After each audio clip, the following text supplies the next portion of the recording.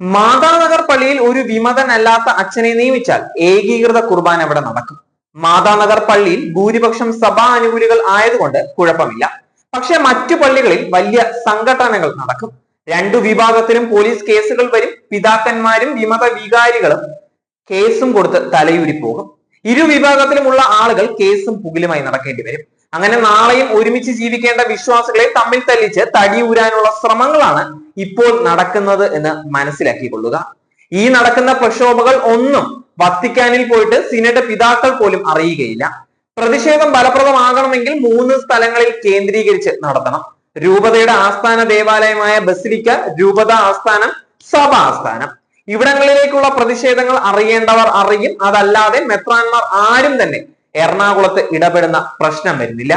എറണാകുളത്തെ പ്രശ്നങ്ങളിൽ ഇടപെടുന്നതും കടന്നൽക്കൂട്ടിൽ കൈയിടുന്നതും ഒരുപോലെയാണ് എന്ന് മെത്രാന്മാർക്ക് വളരെ നന്നായി അറിയാവുന്ന കാര്യമാണ്. അതുകൊണ്ട് അവർ അവരായിരിക്കുന്ന സ്ഥലത്ത് ഉള്ള പേര് കളയാതെ സർക്കസ്, സിനിമാ സീരിയൽ കാണുന്നത് പോലെ അവരവരുടെ കൊട്ടാരങ്ങളിൽ ഇരുന്ന് കണ്ട് ആസ്വദിക്കുകയാണ്. ഇവിടെ പ്രവാചക ധീരതയുള്ള ഒരു മെത്രാൻ സിനഡ് ആയിരുന്നുവെങ്കിൽ മുൻകാലങ്ങളിലെ പോലെ സഭാലോകത്തിന്റെ പ്രകാശമായി പ്രശോഭിക്കുമായിരുന്നു. എല്ലാ മെത്രാന്മാർക്കും ഭയമാണ്. എന്നാൽ ദൈവഭയം മെത്രാന്മാർക്ക് ഇല്ലാതെ പോവുകയും ചെയ്തിരിക്കുകയാണ്. രക്തസാക്ഷിത്വത്തിനുള്ള ഉടയാടകൾ എല്ലാം ധരിച്ചാൽ മാത്രം മേൽപ്പട്ടക്കാർ ആവുകയില്ല.